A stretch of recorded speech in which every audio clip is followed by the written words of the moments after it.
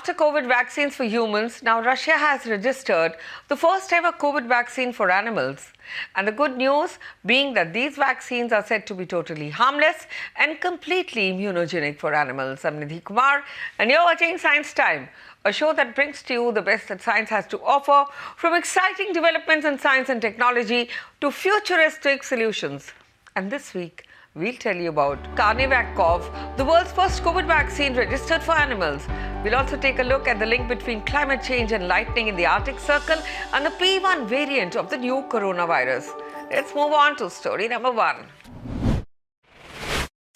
And friends, you'll be glad to know that the world's first animal vaccine, Kaleidoscopes, against the novel coronavirus has been registered in Russia.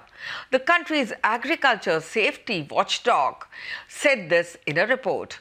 And the immunity lasts for 6 months after the vaccination. But the doses developers are continuing to analyze this, the watchdog said. And according to Reuters report, the use of this vaccine, as per the Russian scientists, can prevent the development of virus mutations. The World Health Organization has expressed concern over the transmission of the virus between humans and animals. The regulator said that the vaccine would be able to protect vulnerable species and thwart viral mutations. Russia has so far only registered 2 cases of COVID-19 among animals, both in cats. The clinical trials of Kaleidoscopes, which started last October, involved dogs, cats, Arctic foxes, minks, said some people in the Russian press trust. They also added that it is the world's first and only product for preventing COVID-19 in animals. The results of the trials allow us to conclude that the vaccine is harmless and rightly immunogenic as far as all vaccinated animals developed antibodies to counter the coronavirus in 100% of the cases.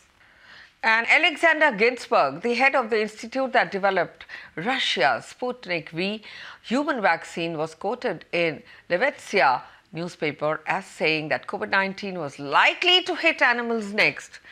Russia already has 3 COVID-19 vaccines for humans, the most well-known of which is Sputnik V. Moscow has also given emergency approvals to 2 others, Covivac and Epivac. And climate change particularly is taking an immense toll on the Arctic region. Studies have suggested that this region is warming twice as fast as the global average. The sea ice cover in the region is declining, affecting marine and wildlife. And Siberia, which is located in the Arctic Circle, has witnessed a surge in wildfire events. Heat waves are also a concern. The Siberian town also recorded an all-time high temperature of 38 degrees Celsius in 2020. Now, a new study has found that lightning is striking the region more often than usual. In fact, it has become 300% more common in the last 11 years. And this could be due to climate change. The link between climate change and lightning strikes is not new.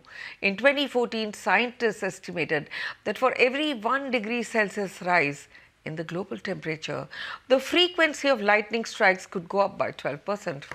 So now we'll talk about how warmer temperatures could pave the way for more lightning events, and the phenomena is a rarity for a place like Arctic and why more lightning could be concerning.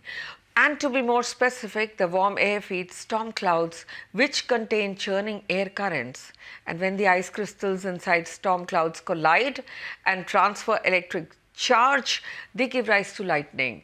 Nature and some other magazines reported. And lightning is a concern because it is known to ignite wildfires.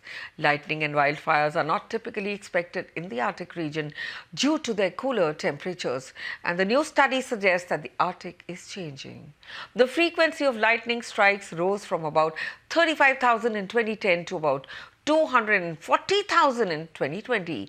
What this could mean is that wildfire events could potentially see an uptick as well. However, the lead researcher of the study told Science News that the people should take these findings with a pinch of salt because it covered a short period and the detection network included few observing stations at high latitudes. He added that some more stations in the high north are needed to monitor lightning strikes.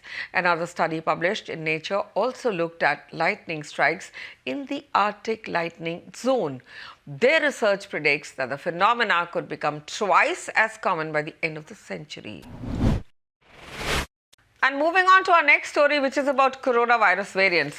We have been hearing a lot about them, haven't we? In India, also, we are talking about the double mutant that appears to be gaining some kind of foothold. Some experts believe it might be the COVID-19 surge also, that is because of the mutants. Other variants have emerged in various parts of the world.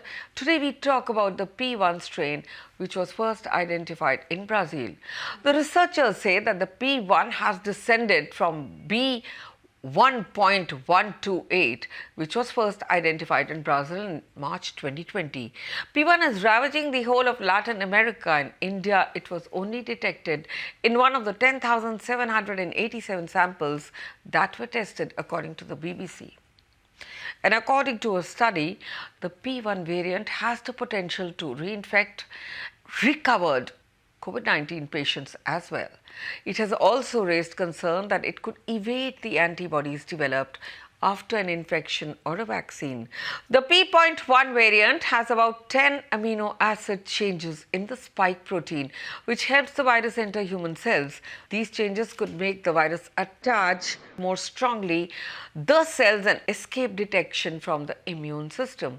The study found that the variant could be 1.7 to 2.4 times as transmissible as the previous strains.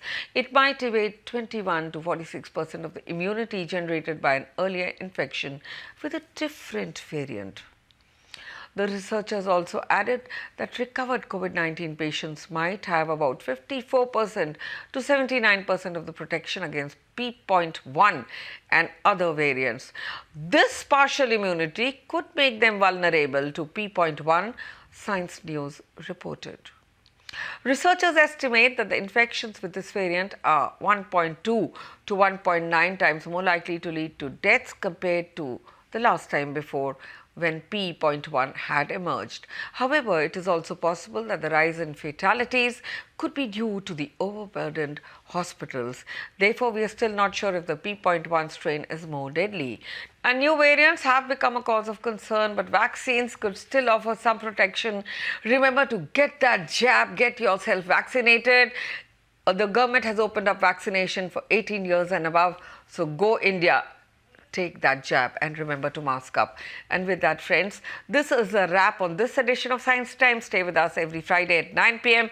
Keep watching Science Time and Namaskar. Stay safe.